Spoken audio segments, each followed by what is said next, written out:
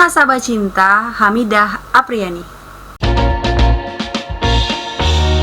Kayak biasa kita akan bedah novel lagi. Yang paling pasti kita nanti akan mempelajari struktur dari ceritanya dan lain sebagainya. Pokoknya semua yang mendukung untuk proses belajar kita sebagai penulis pemula ya teman-teman. Nah tentu saja kalau membaca novel kita pastinya nanti tetap menikmati jalan ceritanya juga. Jadi itu sebagai bonus kita ya teman-teman, sambil belajar, sambil menikmati cerita juga yang ada di dalam sebuah novel yang kita bedah. Nah nanti hal-hal yang penting-penting kita akan rangkum di dalam tips and trick di akhir video. Jadi pastikan teman-teman tonton sampai habis ya.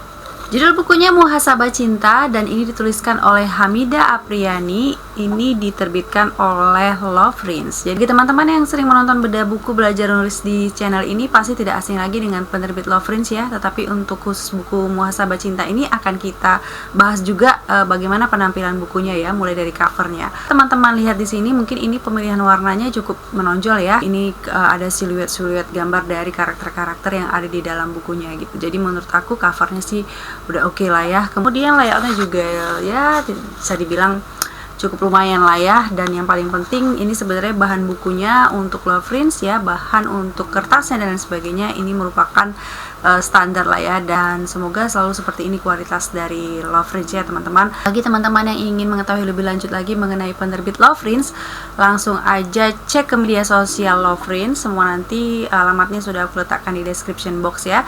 Jadi teman-teman bisa cek sendiri apa kegiatan dari Lovrins, dan Lovrins ini tidak hanya berupa penerbit gitu aja ya, tetapi mereka ini adalah tempat bernaung dari penulis-penulis pemula yang ingin mulai berkarya ya teman-teman. Nanti bisa cek sendiri Lovrins. Udah gitu, kalau misalnya teman-teman ingin menambah circle pertemanan di dunia menulis, literasi, langsung aja cek media sosial Mbak Hamidah Apriyani ini. Semuanya sudah aku letakkan di description box. Ada sebuah keluarga kecil ya, di Muhasabah Cinta ini ada sebuah keluarga kecil, dan ini kelihatannya kalau dilihat dari luar itu sangat ideal sekali ya. Terdiri dari seorang ayah ya yang bernama Andri, dan kemudian seorang ibu yang bernama Zia, masih muda. Ini pasangan muda dan anaknya tuh masih kecil-kecil, SD dan TK gitu lah ya. Tapi seiring dan waktu nanti naik kelas si TK ini akan jadi SD juga nanti di akhir cerita ya. Jadi yang pertama namanya si Keisha, kemudian adiknya adalah Kirana. Jadi ini kayak dari luar tuh ya, adalah sebuah keluarga yang sangat ideal sekali. Pekerjaan suaminya bagus, istrinya memang hanya di rumah saja sebagai ibu rumah tangga gitu, dengan dua anak yang cantik-cantik gitu ya. Terus kita ngelihatnya dari luarnya itu adalah ini sebuah keluarga yang ideal secara ekonomi dan juga secara kebahagiaan jiwa gitu ya. Ini 100% ya, hampir ya sebenarnya, hampir 100% itu diceritakan dari perspektifnya ibunya, yaitu si Zia. Atau ini lebih banyak menceritakan mengenai perasaan-perasaan yang dialami Zia sebagai core ya, sebagai inti dari ceritanya. Memang ada sudut pandang nanti yang akan diceritakan dari orang tua Zia ini ketika nanti mungkin rumah tangga yang ideal ini mengalami sebuah masalah. Nanti ada orang tua si Zia yang mungkin ikut membantu dalam penyelesaian masalah dalam rumah tangga ini ya. Jadi nanti ada sedikit saja sudut pandang dari orang tuanya si Zia. Itu pun nanti di akhir-akhir ya teman-teman. Seperti aku katakan tadi ya, keluarga ideal ini yang sangat bahagia ini akan tertimpa masalah juga, seperti halnya banyak keluarga-keluarga yang lain ya. Cuman bagaimana cara menghadapinya kan itu ya. Jadi masalah ini diawali oleh ketika si Andri ini kemudian mendapatkan kesempatan untuk kuliah lagi ya. Jadi kantornya membiayai dia untuk kuliah lagi, dan nggak tahu apa yang terjadi. Kemudian si Andri itu berubah ya 180 derajat. Akhirnya waktu yang akan menjawab semua ya apa yang terjadi sebenarnya kepada si Andri ini tadi ya teman-teman. Jadi ini memang timeline dalam novel ini cukup panjang gitu. Nah ide ceritanya light sekali atau ringan sekali, cenderung kepada ini sebenarnya lebih udah banyak ya digunakan atau dipakai oleh penulis-penulis lainnya atau perancang cerita lainnya, tetapi mungkin ya memang tidak ada yang benar-benar baru ya, tidak ada ide yang benar-benar baru di dunia ini. Jadi ini kayak masalah kehancuran rumah tangga dengan pemicu sama dengan hal-hal yang lain ya. Aku tidak kasih tahu pemicunya apa karena ini kayaknya sepertinya memang sengaja disimpan oleh penulisnya di belakang gitu ya. Tapi ini sebenarnya pemicu kehancuran rumah tangga yang sering terjadi atau sering kita lihat di sekitar kita. Nah masalahnya kan kalau ide yang sama, bagaimana supaya itu berubah, itu biasanya ada pada eksekusinya ya teman-teman. Ada pada plotnya, ada pada gaya ceritanya, bahkan ada pada karakternya ya. Jadi kalau misalnya karakternya unik, walaupun ide besarnya itu sering dipakai, tetapi Jadi ini akan menjadi cerita yang unik. Maka kita lihat dulu karakternya ya teman-teman. Karakter utamanya sebenarnya ada dua ya, Jia dan suaminya. Mereka yang akan membawa cerita, tetapi lebih banyak ini porsinya ada pada Jia. Jadi karakter utama kita di sini adalah Jia. Dia yang membawa semua ceritanya di sini. Nah, Jia ini cenderung digambarkan sebagai wanita yang agak terlalu sempurna gitu ya. Jadi dia itu adalah seorang wanita yang lembut, pintar, cantik gitu ya. Dan dia juga adalah seorang yang berumah tangga yang nggak mau duduk diam aja. Dia punya bisnis online gitu kan. Dia bisa menjaga anaknya, dia masak. Pokoknya sangat sempurna lah digambarkan Jia ini tadi ya. Walaupun memang banyak detail-detail yang membuat kita itu merasa dekat dengan dia, tetapi kemudian ada sebuah keputusan-keputusan yang dibuatnya itu yang membuat kita kayak jadi jauh lagi sama dia. Jadi kayak hubungan kita pembaca dengan karakter utamanya ini kayak putus nyambung gitu ya. Ada di masa kita nggak bisa memasukkan ke dalam akal kita bahwasannya dia melakukan hal yang itu ya, sesempurna itu gitu. Yang sebenarnya harus sangat krusial ya sekali pada teman-teman kalau misalnya kita membuat cerita, karakter kita kalau bisa makin lama itu makin lengket dengan pembacanya ya. Artinya kita mengikuti segala bentuk ya perjalanan dia. Jadi semua tindakannya itu memang disesuai dengan apa yang digambarkan gitu. Kalaupun berubah, alasannya juga harus benar-benar kuat gitu ya teman-teman.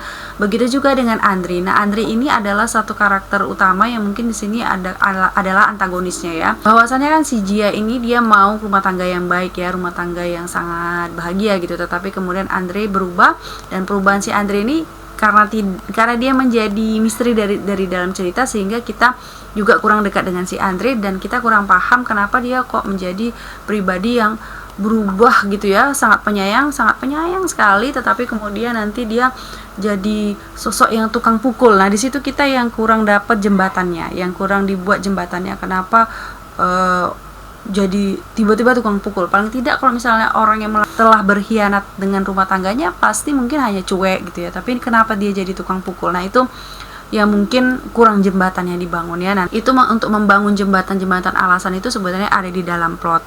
Nah, cerita ini plotnya itu menggunakan traditional plot ya. Di awal ada menceritakan kayak flashback orang ini bagaimana bisa bertemu ya, karakter kita si Jia dan Andri itu bagaimana dulu bisa bertemu dan bagaimana bisa membangun rumah tangga yang sebahagia itu. Nah, itu sangat bagus sekali. Nah, tapi the rest of the story selebihnya itu menggunakan traditional plot ya, yang alur maju gitu. Ini ceritanya jenisnya chronologically ya, jadi timeline gitu, per timeline, dan ini banyak sekali diceritakan detail-detail kegiatan-kegiatan sehari-hari yang berulang-ulang ya teman-teman. Jadi misalnya bangun tidur, sholat subuh, sarapan, pergi kerja, menjemput anak, itu setiap harinya ya. Matahari bersinar, masuk ke dalam kegiatan sehari-hari dari si beberapa memang memberikan kita informasi baru ya terhadap cerita ini, tapi beberapa kegiatan-kegiatan itu tidak mengantarkan apa-apa sama kita. Menurut aku apa yang menarik di dalam buku ini mungkin gaya cerita dari penulisnya teman-teman. Ini termasuk gaya cerita yang simple, memang walaupun nanti di dalam tata bahasa itu ada beberapa trouble-nya itu di susunan kalimat ya teman-teman, hanya sedikit saja, tetapi selebihnya memang gaya ceritanya itu cukup sederhana, sehingga cerita dari penulisnya ini cukup nyaman dibaca gitu ya, dan mendayu-dayu juga bagi teman-teman yang lagi dalam posisi yang galau-galau ya gitu ya, lagi sendu-sendu, kayak cocok ya baca cerita ini ya. Kalau untuk tata bahasa seperti yang aku katakan tadi, ada beberapa trouble dalam susunan kalimat ya. Misalnya teman-teman bisa lihat di sini ya, tubuh lemas dengan rona wajah yang terlihat pucat sesekali meneteskan air mata.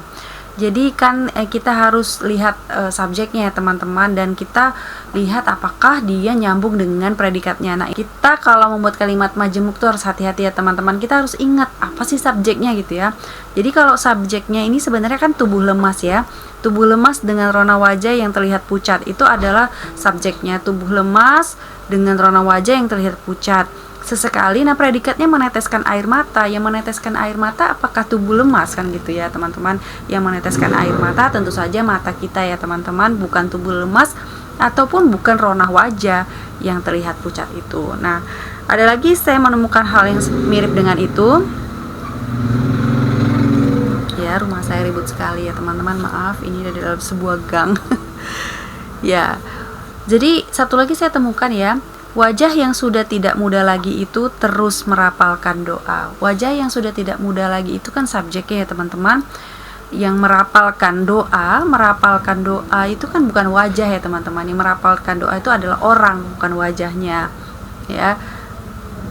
Bisa kan orang tua atau laki-laki yang sudah tua itu misalnya ya, laki-laki yang sudah tidak muda lagi itu merapalkan doa. Nah itu bisa, tapi kalau wajah yang sudah tidak muda lagi itu merapalkan doa. Jadi teman-teman ini hati-hati kalau kita menulis kalimat majemuk, kita ingat subjeknya apa sehingga bisa kita sesuaikan dengan predikatnya. Jangan sampai kita salah meletakkan predikat ya teman-teman. Di sini ada beberapa yang harus kita perhatikan ya antara teks dan subteks. Ada sebuah teks yang sebenarnya sudah memiliki subteks yang tidak perlu kita tuliskan lagi. Misalnya di situ setelah dijelaskan ya beda usia antara kakak dan adiknya ya, beda usia antara si Keisha dan si Kirana. Jadi si Keisha umur sekian, beda usianya adalah sekian, tetapi di situ tetap diucapkan umur si Kirana itu berapa. Jadi kan sudah ada subteksnya. Kalau kita sudah tahu umur kakaknya dan bedanya dengan umur adiknya, pasti kita bisa menghitung sendiri berapa umur adiknya ya. Jadi itu adalah subteks dari si teks yang sudah diberi tadi ya. Terus ada lagi misalnya kita sudah diberi teks ini, pesannya centang 2, tapi kemudian dilanjutkan lagi itu artinya sudah terkirim gitu ya. Nah sebenarnya sudah terkirim ini tidak perlu dijelaskan lagi karena kita sudah punya teks yang mengandung subteks yang sudah terkirim ini tadi ya teman-teman. Jadi kita harus perhatikan sebuah teks itu apakah memiliki subteks sehingga subteksnya tidak perlu lagi dituliskan lagi supaya efektif ya teman-teman. Lalu ini ada sebuah saran aja sih sebenarnya teman-teman. Kalau kita misalnya membuat judul per bab itu kan biasanya ya di per bab itu ada kita kasih judul-judul. Usahakan itu jangan membocorkan ya sesuatu yang menjadi gong atau yang paling menarik atau yang biasa sebenarnya kita tahan-tahan gitu ya, sebenarnya menjadi twist ya, malah kita jadikan sebagai judulnya. Jadi akhirnya ketika kita membaca cerita itu baca judulnya aja udah selesai, judul per babnya udah selesai, oh ini ceritanya gini gitu. Jadi jangan sampai seperti itu ya, buatlah judul bab yang menarik, atau kalau nggak bisa ya buat aja angka-angka gitu ya teman-teman. Atau kalau kita kesulitan ya kan buat aja angka-angka. Jadi itu saran aja ya teman-teman. Oke, sekarang kita masuk ke reading time. Pernikahan impian. Pernikahan yang harmonis tentu menjadi impian setiap wanita, tidak terkecuali bagi gadis bermata sipit dengan senyuman menawan, Zia Giska Dwirani. Baginya menikah adalah hal yang paling diinginkan dalam hidupnya. Lahir dari keluarga sederhana membuat Zia berani memutuskan untuk menikah di usianya yang masih belia, yaitu tepat 2 tahun setelah lulus sekolah kejuruan. Pernikahan yang hampir berjalan 13 tahun dilalui dengan penuh keharmonisan. Andri, suami Zia, penuh perhatian, selalu mampu membuat dirinya jatuh cinta berkali-kali. Itulah yang menjadikan rumah tangga mereka dipenuhi cinta kasih, ditambah dengan kehadiran 2 putri cantik di tengah-tengah mereka. "Pak, hari ini pulang jam berapa?" Zia melirik ke arah suaminya yang sibuk merapikan dasi di depan cermin. "Insya Allah papa pulang cepat mah, hari ini gak ada lembur." "Emangnya kenapa mah?" Andri menoleh sambil menyisir rambutnya, sementara Zia sibuk membereskan tempat tidur. Gak ada apa-apa sih, cuma mama siang nanti mau ketemu customer yang mau ambil barang pesanan." "Nanti lama gak? Laki-laki atau perempuan?" Andri menghentikan aktivitas di depan cermin lalu beranjak menghampiri istrinya. "Duh, papa mulai deh." "Tenang aja, pelanggan mama perempuan kok," ujar Zia sambil berjalan menuju nakas di samping tempat tidur. "Papa nanti sore bisa jemput kan? Sekalian kita ajak anak-anak makan malam di luar." Zia mengambil tas Andri di atas nakas lalu membawanya. "Ya udah, nanti papa kabari lagi." Zia dan suaminya keluar kamar lalu menuju ruang makan. Sarapan sudah siap disajikan di atas meja. Ibu rumah tangga itu pun memanggil kedua putrinya untuk mengajak mereka sarapan bersama. Rutinitas setiap pagi yang tidak pernah mereka lewatkan. Ya, jadi nanti intinya hampir seperti ini ya, setiap bab itu dimulai dari percakapan suami istri gitu kan, dan lalu kegiatan mereka sehari-hari ya teman-teman. Nah ini enak dibaca dengan perlahan-lahan, apalagi nanti ketika mereka sudah menghadapi sebuah masalah, ini cocok sekali dibaca ketika sedang galau-galau ya teman-teman. Sekarang kita masuk ke tips and trick. Satu, detail. Nah, untuk detail di dalam cerita, aku pernah mungkin menyampaikan kepada teman-teman ya, detail itu perlu untuk membuat cerita kita menjadi 3D ya, menjadi seperti believable gitu ya. Tetapi hindari untuk menjelaskan kegiatan karakter yang itu-itu saja, tetapi tidak ada kontribusinya untuk kemajuan cerita ya teman-teman. Nah, misalnya teman-teman ingin mengulang kegiatan sehari-harinya ya. Misalnya kegiatan yang pertama teman-teman sudah menunjukkan anak-anak pergi sekolah, mandi, pakaian, dan makan. Mungkin itu ya, dan ibunya bahagia di situ. Tapi kemudian di hari berikutnya teman-teman juga ingin menjelaskan hal yang sama, anak-anak sekolah, ya anak-anak bangun dari tidur, mandi, pakaian, makan, dan melihat ibunya sedih. Nah, itu ada sesuatu yang baru kan teman-teman. Tetapi sebenarnya kegiatan-kegiatan itu juga perlu diperhatikan juga perkembangannya ya, apakah nanti kira-kira, pokoknya kita harus memutuskan sangat-sangat mempertimbangkan ya sebuah adegan itu untuk novel kita. Tapi kalau misalnya kita mengulang adegan yang sama tapi kemudian tidak ada terjadi sama sekali apapun untuk perkembangan plot cerita, sebaiknya dihindari ya teman-teman. 2, penyusunan plot yang baik itu perlu ya teman-teman, mengatur tensi cerita, udah gitu untuk juga mengatur tempo cerita, tidak terlalu lambat, tidak terlalu cepat, tapi pas gitu ya teman-teman. Jadi konflik itu harus setiap bagian itu ada didampakkan atau minimal informasi baru lah ya. Oke, untuk yang suka cerita rumah tangga yang mendayu-dayu, kemudian yang bisa menemani dalam kegalauan kita ya, ini bisa dipesan ya teman-teman. Bisa nanti langsung dipesan ke penerbitnya atau ke penulisnya juga boleh. Dan aku ingin mengucapkan khusus terima kasih kepada penerbit Lovrin. Sudah gitu aku mohon maaf jika ada kesalahan di dalam bedah buku kali ini.